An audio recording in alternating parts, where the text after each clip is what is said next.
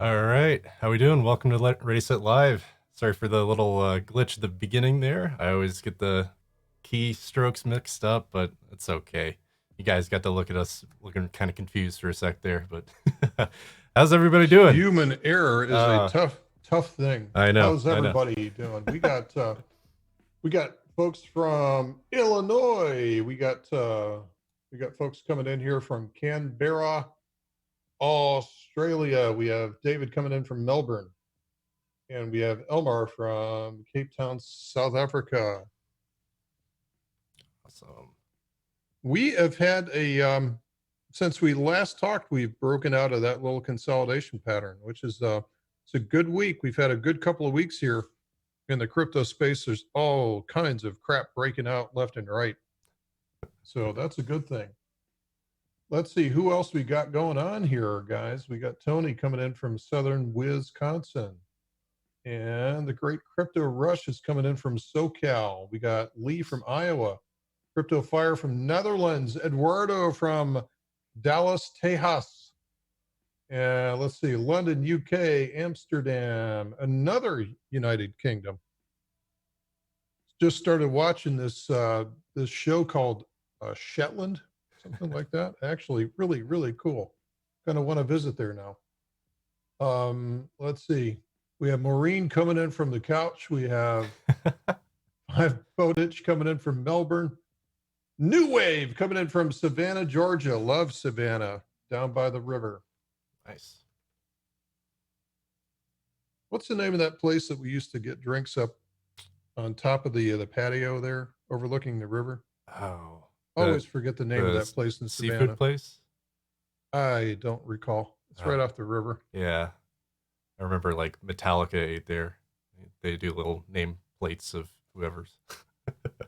Well, if it's good enough for Kirk, it's good enough for me. Yeah. Stratford upon Avon, Warwickshire, England. Excellent. Yeah, we were just, I wasn't there, but half of our family was there just a few months ago. Well, welcome everybody.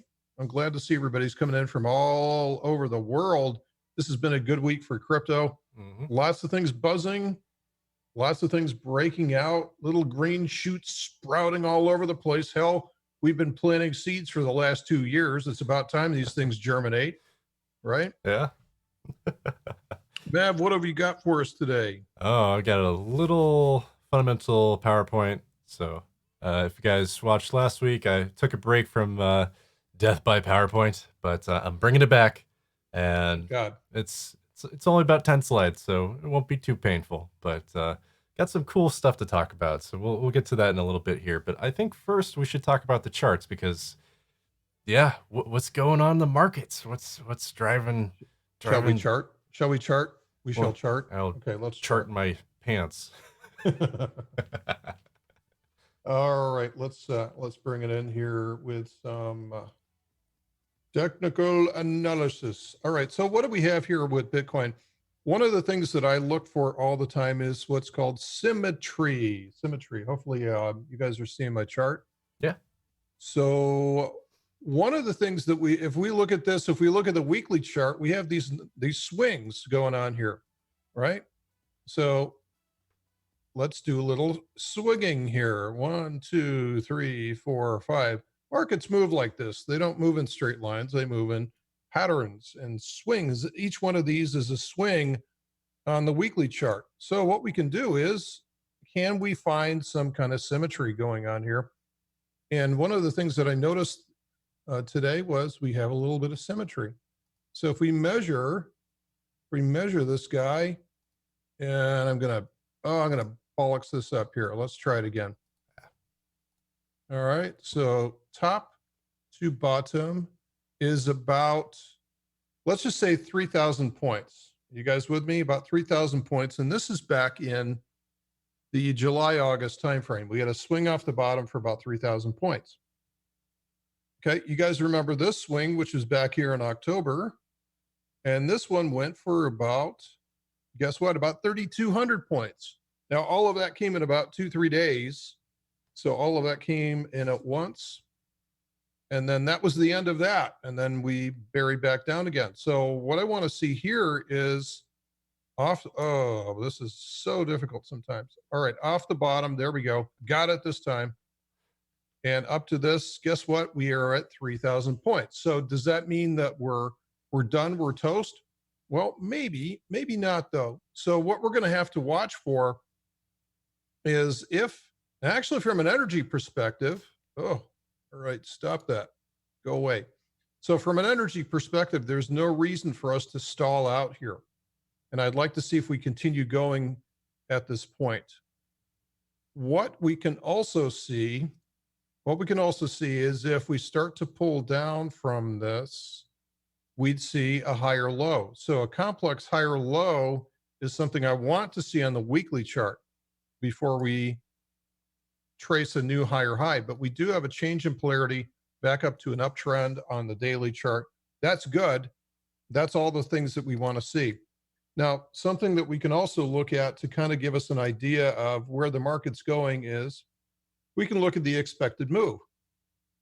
So through the end of the February timeframe, if we go out here, current price is about 93.77. So if we go out here to the 9,500 strike price, and if we look at the cost of these options, so if we were to buy a call and if we were to buy a put, which is called a straddle, and if we add those together, those are going to be about $1,260, about $1,260 for a straddle into the end of February.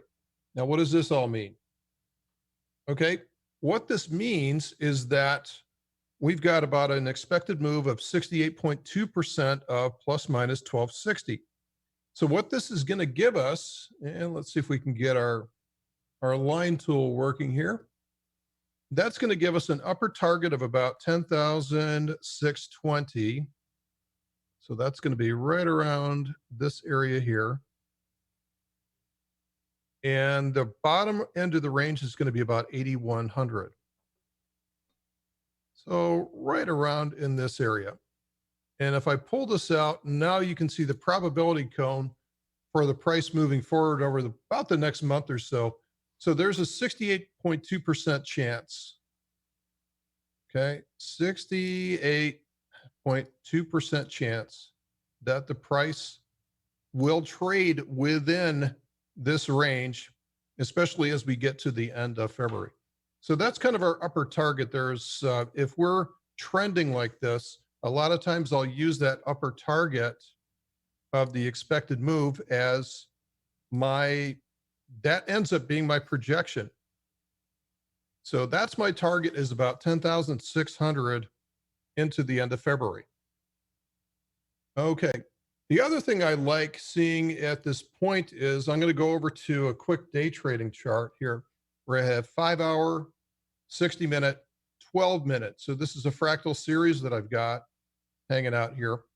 And the thing that I like seeing here, and these are Heiken Ashies, if you guys recall, is that we're getting into this really nice stair-stepping movement. So we're consolidating, building up some energy, and then breaking out into exhaustion. That's perfect. And then we go sideways. Range expansion is moving into range contraction. We build up energy, then we break out, which is going into range contraction again. We build up energy, and then we'll see what happens next. But this is what's happening, and this is a very linear type of price movement. This is not typically what you see in corrective markets. This is the type of price movement that you see in linear moves to the upside, which is called quiet and trending market character. Okay, so I could probably go through our watch list and take a look at some of these, but you guys are familiar with these. The one thing I will say before I hand it off to Mav here is that we have a couple of swing trades that we called out last week, or that we talked about last week. We talked about Chainlink. Chainlink still looks really good right now. And if you go out to the weekly chart, you can see why this is almost building almost an ascending triangle pattern. So we're seeing a set of serious higher lows on the weekly chart, and that's really good. Okay, so that's Chainlink on the weekly chart. What else have we looked at here is Ocean. And so what I like about Ocean is this is all price based. Forget about any of this stuff down here. This is all price based. What we had was a wedge pattern, descending wedge pattern. If you guys know anything about what I talk about or teach in the Omnia classes, it's that descending patterns break out to the upside. That's rule number 3. The other thing I love about this pattern is that this is completely, look at this. We come off of a lower low up to a higher high, higher low, break above there. There's your change in polarity. This is a textbook reversal pattern showing up on price. So forget about all the studies, forget about the indicators, forget about the moving averages and RSIs and MACDs and all that stuff. Just focus on what price is doing, and you'll never find anything faster than that. Anything that you use on an indicator basis is going to be delayed versus what you can do on price. So identifying the higher low and then taking an entry point as you break in to a higher high is always going to give you those better trades. So the last thing I wanted to talk about is watch out for Hero, HXRO. So this is a gaming site, and at first glance really looks a lot like gambling, and it's very interesting. I did a review on this last year on Hero. And the one thing I would notice about it, so there's 2 plays in this. Obviously, there's the token itself, which is in a pretty strong uptrend right now, and that's transitioning over to the weekly chart. So that's a daily chart pulling the weekly chart up. So there's the fundamental play in the coin itself. But if you want to get to be a better trader, if you want to get to understand how to make money in the markets and really understand how to set up a better risk reward trade, learn how to make money on Hero, because you'll stop worrying about your win rate. Because if you look at the guys that are really making money on Hero, they've got lousy win rates, like 30, 40%. But what they do is they identify asymmetric risk reward. And asymmetric risk reward means that you're automatically going to get a slightly less probable or slightly lower probability of success on the trades, but you're risking very little every time that you do that. You get a payout depending on your ability to go against the rest of the market. So Hero is really interesting if you want to learn how to trade. The trading skills that you learn by being successful at Hero are applicable to anything else that you do in the market. And last thing I remember, they gave you like 100 tokens just to get started. So anyway, check it out. Back to you, Mav, and I'll check the comments here for anything that came in. Yeah, awesome. Good to see we're looking good. And yeah, let's see. Got a couple of questions while I throw this over. There was a question about on-chain analytics.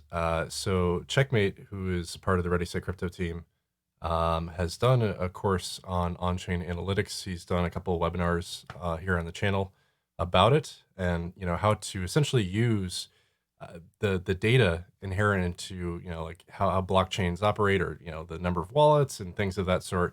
How you can essentially use fundamental analysis as it relates to the on-chain information to better speculate on the future price of an asset, blockchain, and yeah, it's super interesting. It's almost like technical analysis for fundamentals. So that class is available right now just to our Omnia members. So we still we want to make sure it's something that people can get into. It's not too esoteric and complicated. So we're working on a public release of that probably in the next couple of months. But yeah, if you want full access to, I think there's about 5 videos.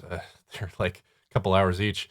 Yeah, that's part of the Omnia package. It's one of those courses that we haven't put out It's a there. really interesting concept to look at technical analysis instead of the actual price, but to look at the actual chain activity of what's Mhm. going on. It's a completely different way of looking at things, and is actually proven to be pretty accurate. Yeah, and it's something that is very unique to the blockchain space because obviously blockchain assets, we don't have PE ratios and all this other stuff that you normally get with businesses and companies. And if you're looking at straight on-chain analytics, there's some data heuristics that you can pull out that can better influence how you believe price is going to move.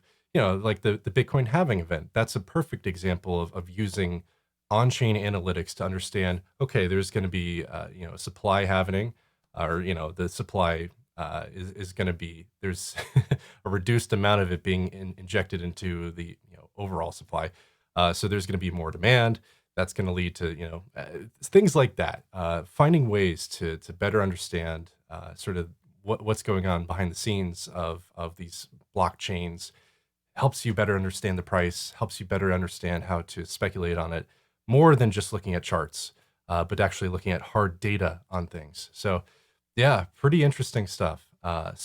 Anyways, what I'd like to talk about today is about some five things that I'm noticing in terms of the markets and just some of the trends that are going on, and then three technological trends that I think are influencing the space as well. So, first question is if anybody's a big fan of space or just likes talking about that kind of stuff, I'll throw in a little. Here we go. Do it. Oh my God. How did you get out there? So, all right, one sec here while I switch over. Let me make sure this is good. All right. Oh no, seems to have crashed the. Okay, cool. All right, good. Looks good here. All right, good. All right, so yes, as usual, death by PowerPoint. Power corrupts. PowerPoint corrupts absolutely, as we like to say. And the first thing I want to talk about is some of the things going on in terms of the markets themselves. So, if you were in attendance 2 weeks ago, this is one of the slides I shared in terms of the recent developments of options and futures in the blockchain space, and how, if you are looking at just I guess the timeline of it, it's really accelerated. It's really blown up really fast, and it's cool to see so many new avenues for speculation on Bitcoin price and different ways institutions can start to get their feet wet. So yeah, something that we felt at the beginning of January, and is still very much the case, that is helping to accelerate Bitcoin adoption, both in terms of utility, but also financialization. Making it more of a financial asset, able to be speculated, traded upon, something like gold. So yes, this is something that I think is going to continue to be a trend in 2020 between futures contracts and options.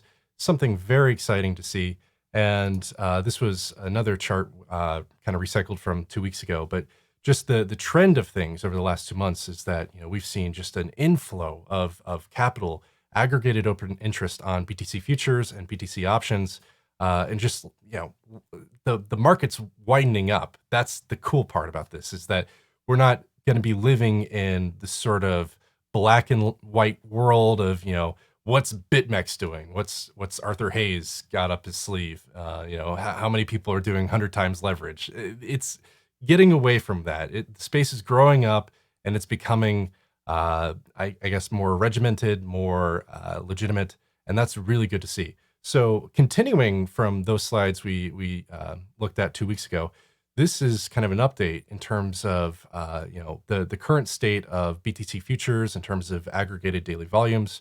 This is pulled from Skew, and yeah, I would say that the big takeaway from what I'm looking at right now is just a continuation of where we were 2 weeks ago, but also just more and more of this, I would say, aggregated interest, aggregated development, aggregated volume.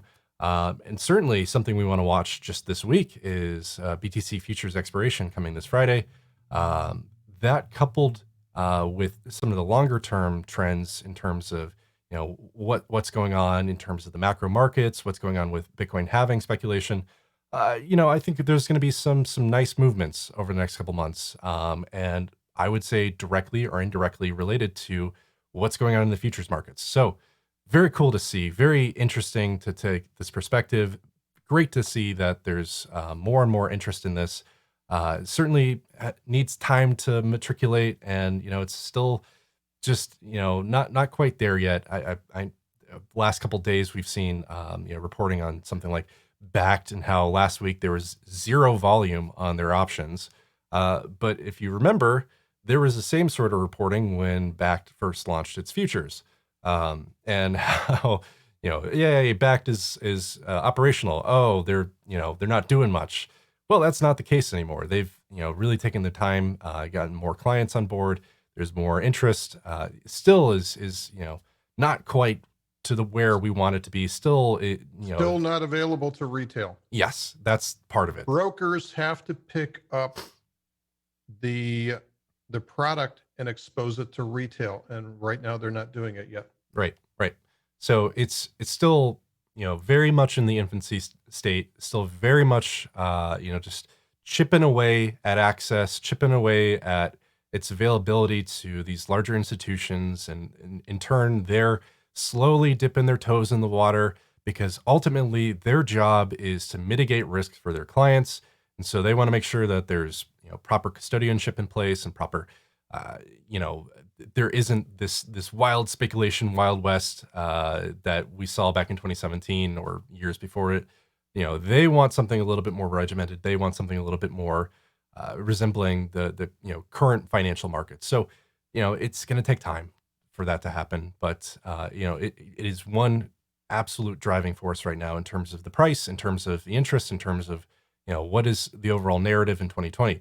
So moving on, another thing is just as we've crossed 9K and sort of held on to it, we have also seen a growth in terms of the overall crypto markets, which is something a little bit different than what we were seeing the last time we were at 250 billion in terms of total market capitalization. That was back in November of 2019, and it was even just 3 months ago, very different market. Very much was Bitcoin's market, still pretty much is, but we are definitely seeing some of this little breakouts here and there of the total aggregate market. Some altcoins are starting to show that they've got a little bit of ability to break ranks and post gains or losses. But the market's opening up. It's warming up. People are starting to speculate in non-Bitcoin crypto assets, and that's something we definitely want to see. Even though I believe that the altcoin market, uh, especially in the top 50, there are a lot of derelict products or projects or projects that you should stay far away from. In total, there are still projects that have spent the last couple of years really developing, growing, working on their technology, working on their clients or adoption, or just who's building on them. Certainly, with something like DeFi on Ethereum, which is now posting record amounts of capital locked up in the system. Checkmate and I are concerned about the future of DeFi and its ability to stay solvent and not blow up and things like that. And for some of these projects like Maker and Uniswap to continue to operate, but at the same time to see them continuing to almost go parabolic in terms of the amount of capital being locked up with them and utilized on them, that's exciting to see. That's real adoption that we've been chomping at the bit for the last couple of years. Sort of what comes after ICOs, which had great ideas in a lot of cases, but terrible execution and terrible morals. And, there's a lot of compromise there. Now we're seeing sort of the next evolution in terms of the ability to actually have utility, actually have, some disruption potential beyond just a fancy worded white paper and the hope that there's, just a critical mass of users.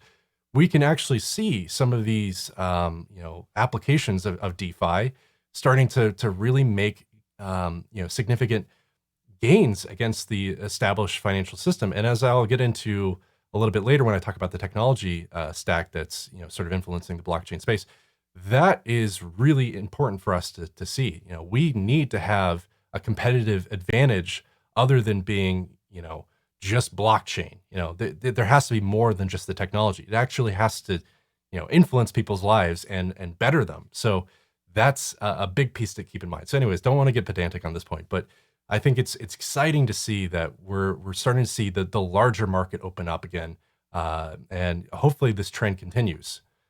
Another thing we want to see is, wow, there's an ad I accidentally copied in there. Ignore that, please. This is from the Bitcoinist, And they were talking about how there's, some, if we look back at the historical charts, 2014 through 2020, February has always been a strong month for Bitcoin. Has always closed higher than it opened. So, obviously past results do not necessitate, future gains or results or whatever, especially in the blockchain space. But that being said, I think there's a confluence of reasons for, the market to continue to go higher, for us to continue to, test 10K or go higher, as Doc talked about. And yes, there's a potential for a pullback as well. But, I think as we're starting to move towards Q2, there's a lot of good factors in place that will continue to positively influence the aggregate of the crypto market, especially Bitcoin. So very cool to see. Just another thing to take into consideration. Something else that I would like to look at is sort of the sentiment of things. And, I think it's interesting that just with a little bit of a market move, we're already back into greedy territory. So, that's something to take in consideration. But at the same time, there are fundamental reasons to stay greedy. Right now we're seeing Google searches for Bitcoin halving start to, really spike. We're also seeing lots of renewed interest in the space, and some of the, there's the hope that this sort of speculation wave leads to a little bit of price volatility, and that's enough to attract sort of a snowball effect of capital speculation, and people coming in to potentially bet for or against volatility in the next couple months, especially related to the halving. I think the consensus, at least on the Ready Set Crypto team, is that there will be volatility, but ultimately the Bitcoin halving isn't the end all be all like super event that sometimes it gets painted as. It will move the market. Will it cause the bull market or something like that? I don't think so. Not at least in its isolation. What needs to happen is there needs to be reinforcement of any sort of move with more fundamental reasons for people to not only take their capital into crypto, but to park it there or trade on it, or just there needs to be market activity beyond just bots trading with bots and some people getting blown up on BitMEX. Like there needs to be more than that. So we also need to pay attention to the macro as well, which ties nicely into some of the stuff we saw today with Chairman Powell talking a little bit about how the FOMC just doesn't really see a need to adjust interest rates. All is hunky dory right now as far as they're concerned, which is meanwhile the 10-year note is dropping like a stone. So once again, the Fed is clueless. Yeah, it's wow. To basically put it in layman's terms for anyone, it's like we've been eating sugar nonstop for the last decade, and we're finally getting to the point where our doctor is saying, hey, you need to cut that. Our parents are saying, hey, you need to cut that out. You need to balance that diet. You need to cut back. You're getting overweight. I don't know where this metaphor is going, but essentially we are in a state of absolute denial, or some would argue that we're in a state where this is the new normal in terms of just runaway. Essentially, this is how the modern monetary theory works: is that this is the job of the private market to come in and take this cheap capital and utilize it to continue to prop up the stock market and keep things going to the moon. But I don't know. It's cool to see that the market has continually outpaced expectations. The bears have continually been proven wrong over the last couple of years, and while they have very good reasons for being bearish, I think there's the smart money is at least looking at this and saying, well, yes, there's concerns here, but ultimately there are too many people betting against the market for it to go down right now. There's too many reasons for the market to not continue to print higher highs and just continue to laugh in the face of anyone who would dare short this thing. So yes, we are in a state of somewhat denial, state of somewhat where is this thing going to go? But at the same time, I think this is a pivotal year to better understand what is the future of the larger markets, what is the future of the economies of the world, and what will be the prevailing monetary policy going forward. Because clearly, at least from the U.S. perspective, money printing, debt is the new money. So it's interesting to see. But I think that's why, at least part of the reason why Bitcoin and cryptocurrency and alternative asset classes continue to show strength into this state of uncertainty, not just as a macro hedge, not just as a crisis hedge, but simply as a hedge against runaway monetary policy that it has no interest in anything other than whatever they seem to be, whatever world they seem to be living on. So yes, it's a very interesting year, and it's already off to a very interesting start. We're only a month in. It doesn't seem like that, but wow, yes. All right, so moving on to some of the technology stuff that I think is going to be really influencing the space, really influencing the overall tech sector in general. One of them is around 5G, and I think there's so much that gets misreported about 5G, and I'd like to clear the waves, pun intended, for the next couple of minutes, just on it a little bit. So one thing, if you have heard anything about 5G, Do you want to make a religious disclaimer first oh, what's that? about 5G? I'm missing the joke. Oh, it seems like every time we bring up 5G, there's people that start pounding on the table that birds are going to start yes. dropping out of the sky. And Yeah, so there is a concern I think one thing to clarify for people is that there's actually three types of 5G, and when you've probably heard of 5G before, or you've heard sort of the marketing jargon on it.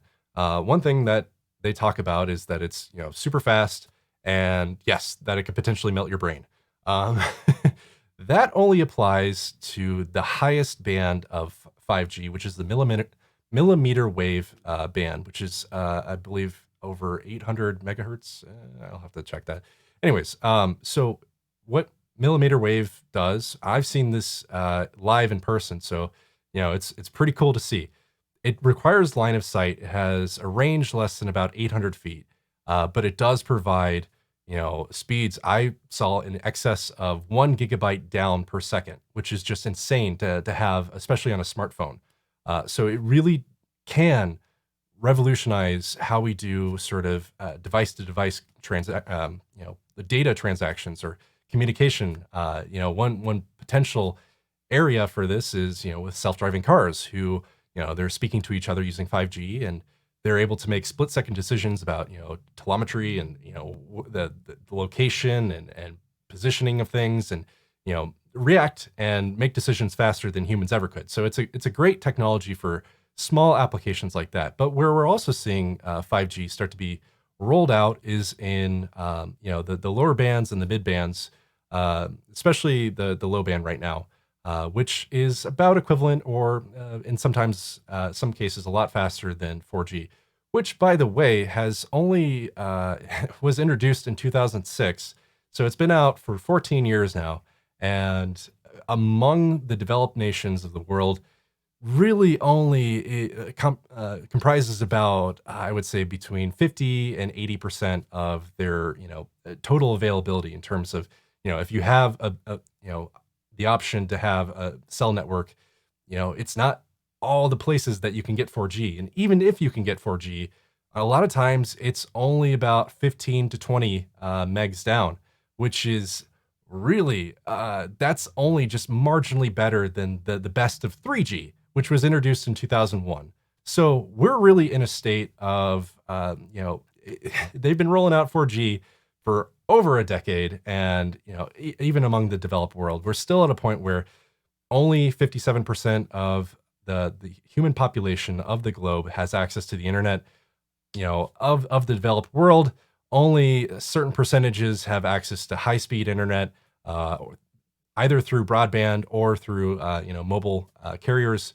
So 5G is sort of a fix for some areas. It's going to be really good if it can be rolled out in cities and things of that sort. But for a lot of people, they're not going to see it for years.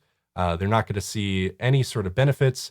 To even access 5G, you need to have the proper phone to make it happen. There's not even a phone right now that can access both low band and high band 5G. That will change when Samsung releases their S20 probably next month. So it's still getting rolled out. It's still very nascent. It's still very years away, I would say, from a true sort of population demographic shift. It's really just like blockchain, just right now in the innovators, early adopters stage of things. So there's a lot of buzz around it. Not so much in terms of penetration, not so much in terms of like, will it affect a lot of people? Probably not in the near term. But the important thing to realize is that there is a push more and more towards faster, more accessible internet. That is the macro trend we do want to pay attention to, because like it or not, blockchain is based on three principal technologies: cryptography, a protocol governing incentivization, and the internet. And that last one is the newest and also the most critical to blockchain existing and having relevance. So, more internet access means more blockchain. There's unfortunately that sort of necessity to things, but that's where I get kind of excited about a different sort of approach to how to generate access to the internet, and that is around space.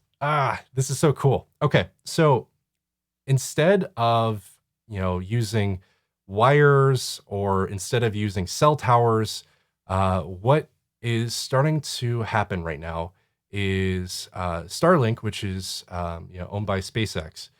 They're launching Falcon 9s, and every time they're putting one of those up there, they're launching 60 of these 200 kilogram satellites into low Earth orbit.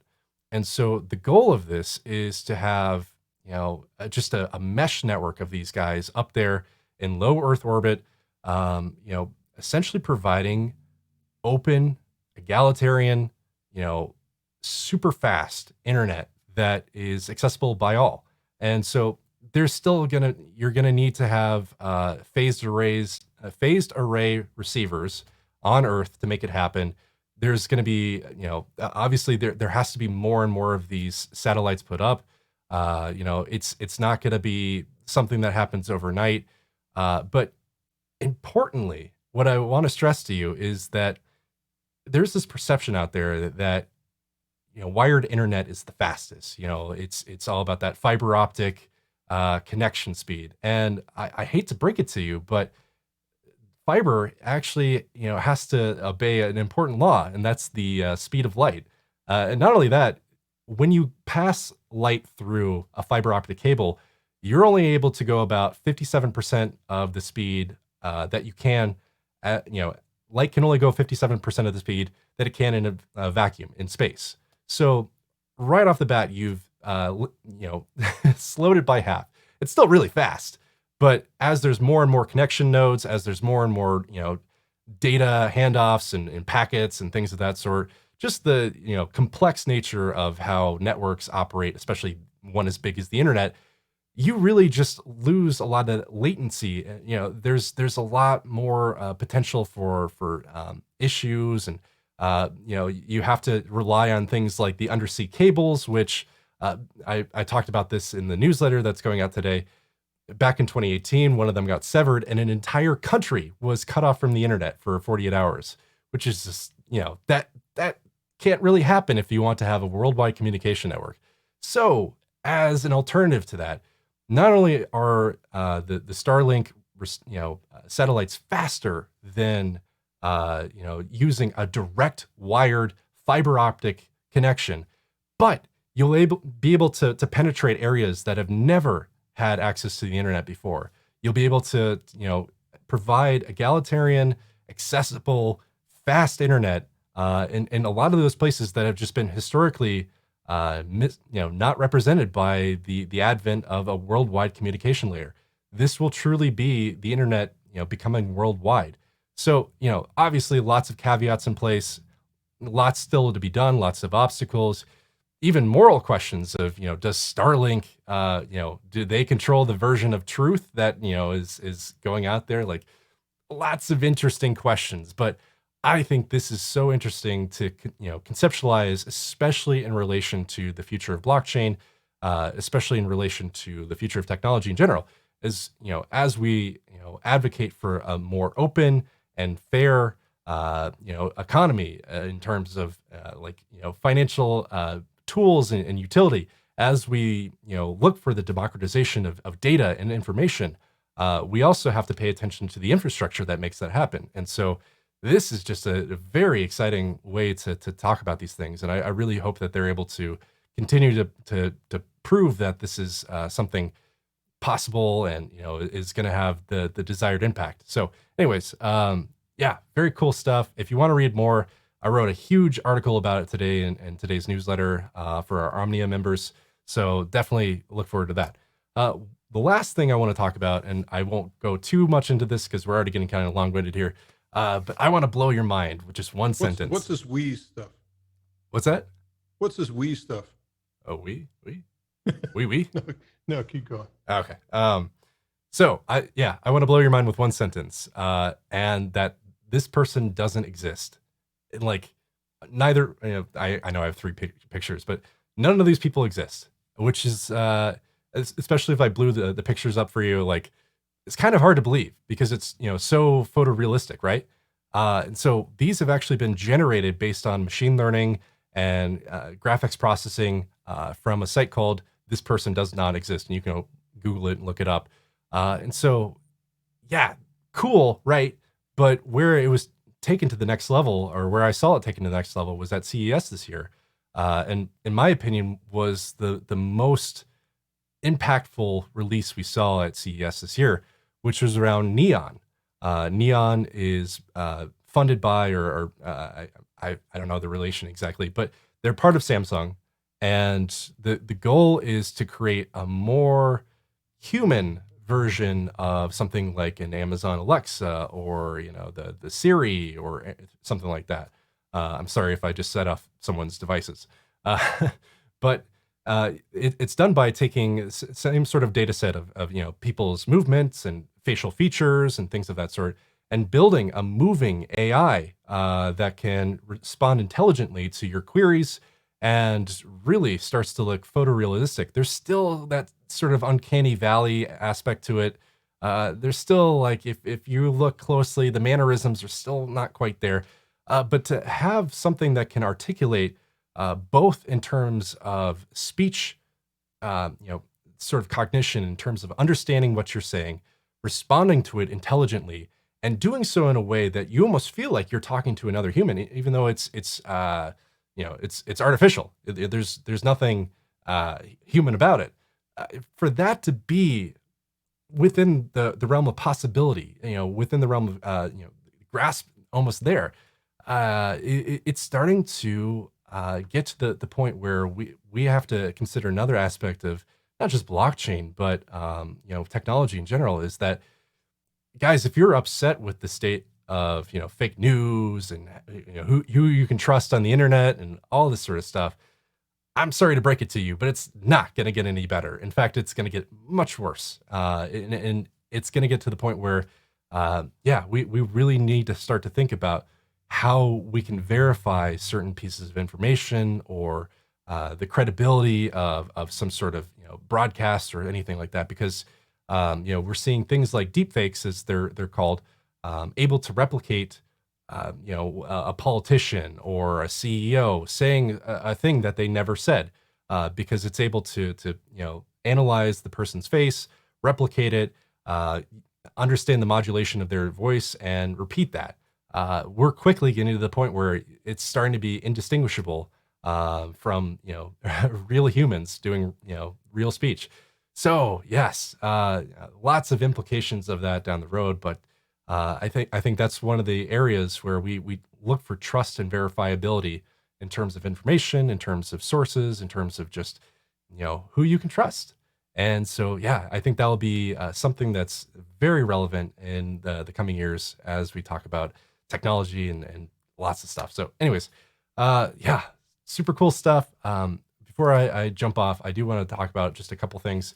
The first is that Doc just recently put out a class, and it's around sort of mindset and how to get in front of the markets from a more Doc, if you want to jump in here, but like it's about defeating the market from more than just a technical edge. It's also about training your brain to better understand the market and to better like anticipate and react to things in a way that is, I would say, more beneficial to beating the herd essentially. So Well, Doc, I'll just say one quick thing here is that if you've spent any time trading at all, then you realize what of a challenge it is. And you'll understand it when I say that you're not actually trading versus the market. You're really trading versus yourself, because most traders don't understand how their own subconscious mind operates and what is required for you to take risk in a live market. yeah, yeah. So it's like golf. You're not playing against anyone but yourself. But at the same time, you do need to I would say train your brain to better operate in these sorts of situations and markets. And yeah, it's not just trading. It you can apply the skills and the lessons from this class to a lot of things in your life. So yeah, I think it's one of the better classes that we've put out. Yeah, I think Doc is pretty proud of it, even if you won't admit it. So yeah, if you would like to sign up for it, it's over at readysetcrypto.com/edge. Or if you're an Omnia member, it's part of the whole course catalog, and you can get access to it today. So very cool. The other thing I want to share with you guys is that we have a new class coming out, and I won't spend too much time on this, but a week from today, we'll be releasing it, full to the public. This is about Elliott wave trading, which uses Fibonacci's, and it's really good. It's over 4 hours of content.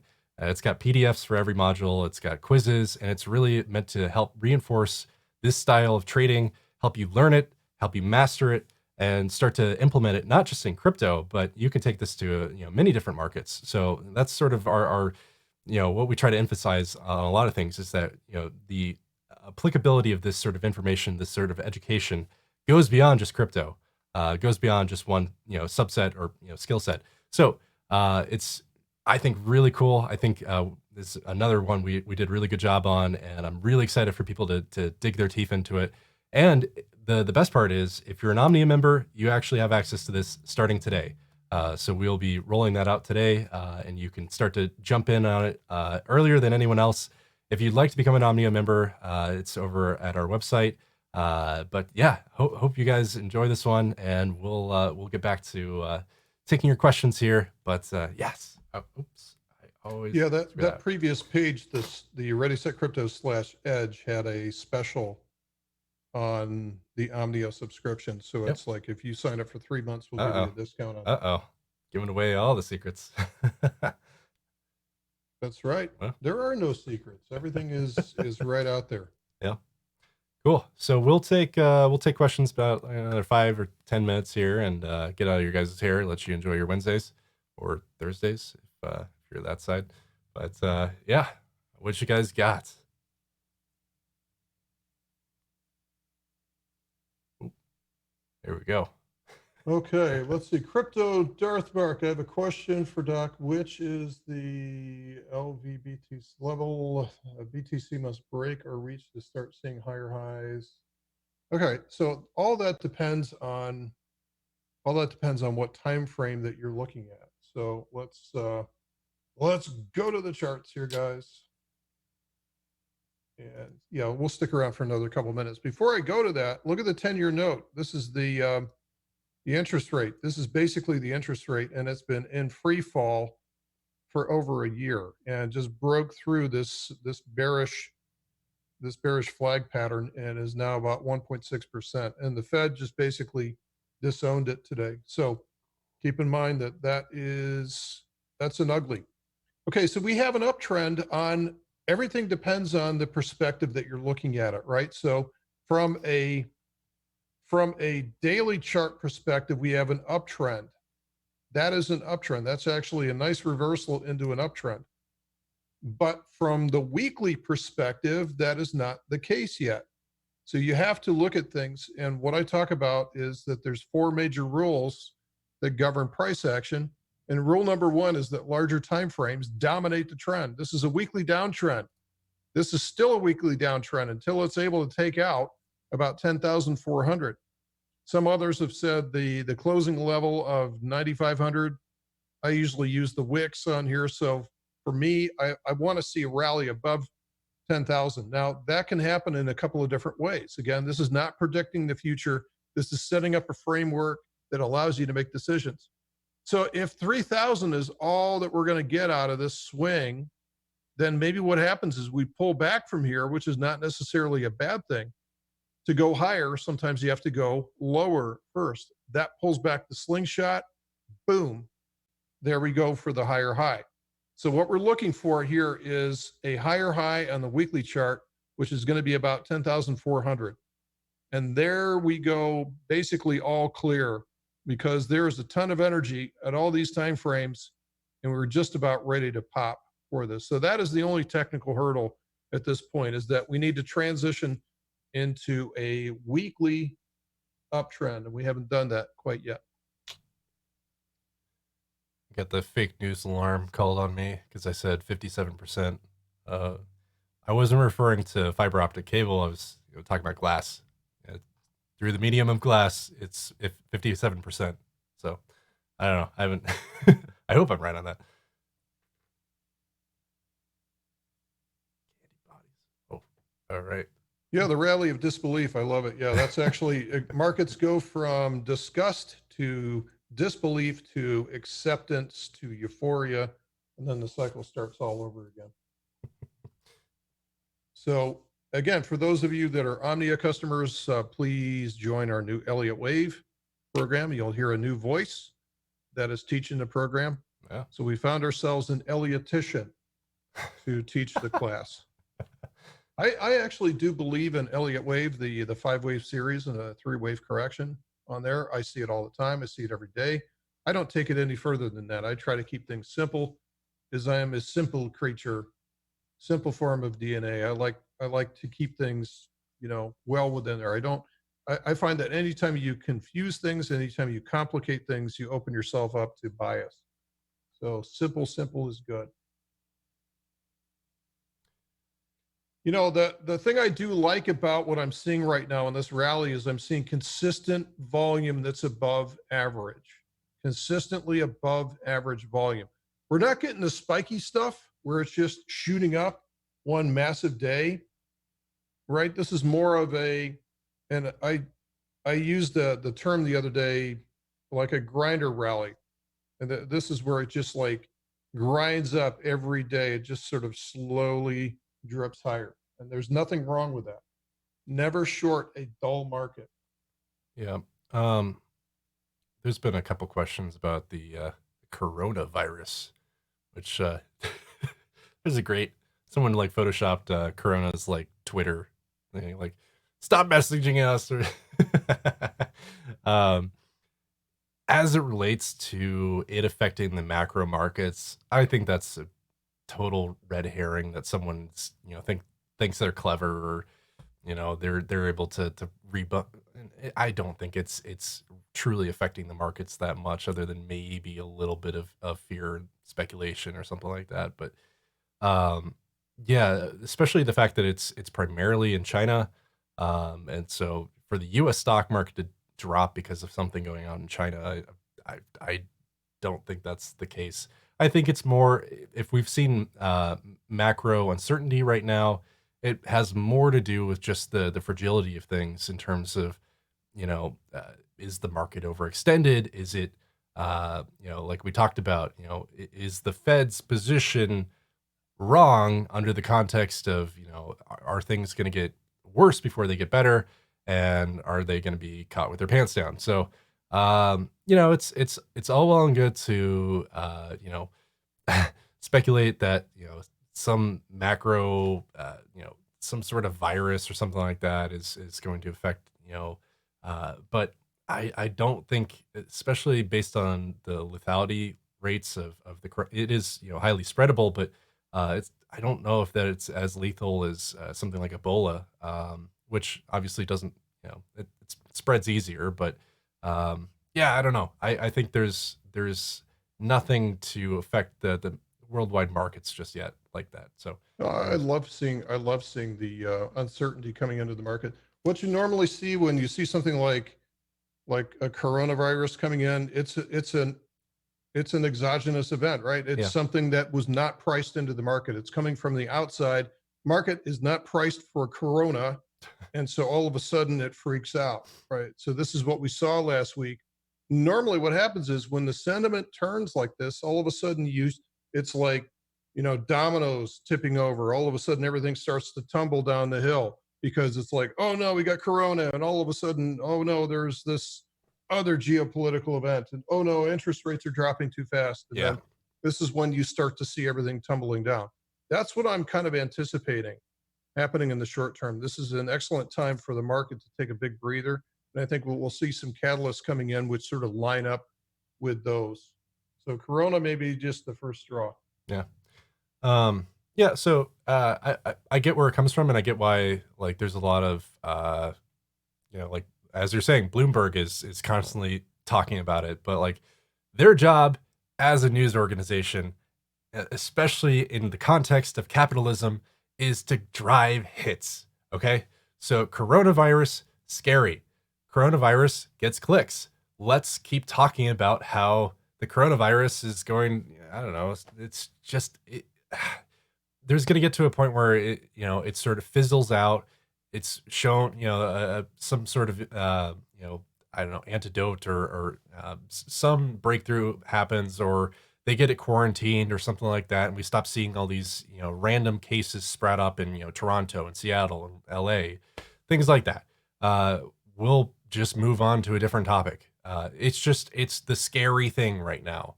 But yeah, I see what Michael, I see what you're saying, that like, yes, if the worst case scenario, if it does actually become something that affects the supply chain of something like an Apple, okay, yes, I could see that being somewhat of an effect, but I think that a company as large as Apple isn't going to, just suddenly stop operating, or lose their entire supply chain because, one city in China, or, I don't know, one factory isn't operating at full capacity. I don't think that shuts down their total ability to, they're mitigated against this. That's the nature of a lot of these worldwide companies. So yeah, it's just one of those things that, like, what were we talking about at the beginning of this month? Oh, World War III, and now is anyone talking about that? Not so much. Even after there was a mortar attack earlier this week or over the weekend, or news moves so fast. But yeah, it's gonna be okay. I think, well, it's definitely an indicator more of China's weakness, or China's, if they can relate to, shut this down fast enough or respond to it in the proper way, more than anything. So, yeah. Anyways, good talk. All right, cool. Mm, I think we're about done here. So okay. Well, guys, thanks for sticking around, and as always, appreciate your time. Appreciate our Omnia members, and yeah, hope you guys are doing well. Hope we continue to see some strength in the markets. But let's hang in there, regardless, and yeah, let's keep crushing it in 2020. So, all right, we'll see you guys next week. But as always, we appreciate you sticking around, and yeah, thanks. yeah, thanks everybody. See you guys. Thanks for hanging out with us. Take care.